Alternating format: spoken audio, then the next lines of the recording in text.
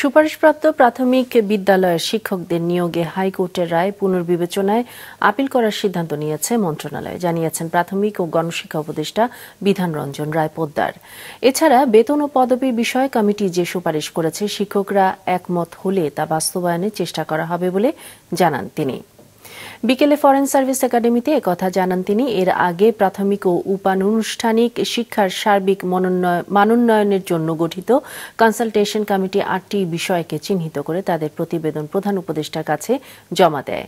সম্মেলনে কমিটির পক্ষ থেকে জানানো হয়, সুপারিশগুলোর মধ্যে রয়েছে প্রাথমিক বিদ্যালয়ের শিক্ষক হিসেবে কর্মজীবন শুরুর পর পরবর্তী পদবি হবে সিনিয়র শিক্ষক, বিলুপ্ত হবে সহকারী শিক্ষক পদ, শিক্ষক পদে প্রবেশে ১২তম গ্রেড ২ বছর পর পদোন্নতিতে ১১তম গ্রেড ও প্রধান শিক্ষককে ১০তম গ্রেডে বেতন দেওয়ার সুপারিশ করা হয়েছে। বাংলা ও গণিতে দক্ষতা বৃদ্ধিতে জোর দেওয়ার সুপারিশ করা হয়েছে প্রতিবেদনে। প্রাথমিক সমাপনী পরীক্ষার পরিবর্তে প্রতিবেদনে ন্যাশনাল স্টুডেন্ট অ্যাসেসমেন্টের আদলে মূল্যায়নের কথা বলা হয়েছে। প্রাথমিক বিদ্যালয়গুলোকে মান অনুযায়ী সবুজ, হলুদ, লাল রঙে ভাগ করার পাশাপাশি এক শিফটে স্কুল চালুর সুপারিশ করা হয়েছে। আমাদের উচ্চতর লক্ষ্য, অগ্রসর দেশগুলোর শিক্ষার্থীদের মতো আমাদের শিক্ষার্থীরাও সায়েন্স, টেকনোলজি, ইঞ্জিনিয়ারিং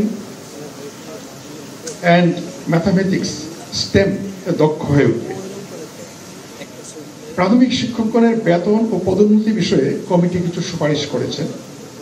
যদি শিক্ষকগণ এতে সম্মত থাকেন, তাহলে আমরা তা বাস্তবায়নের চেষ্টা করব।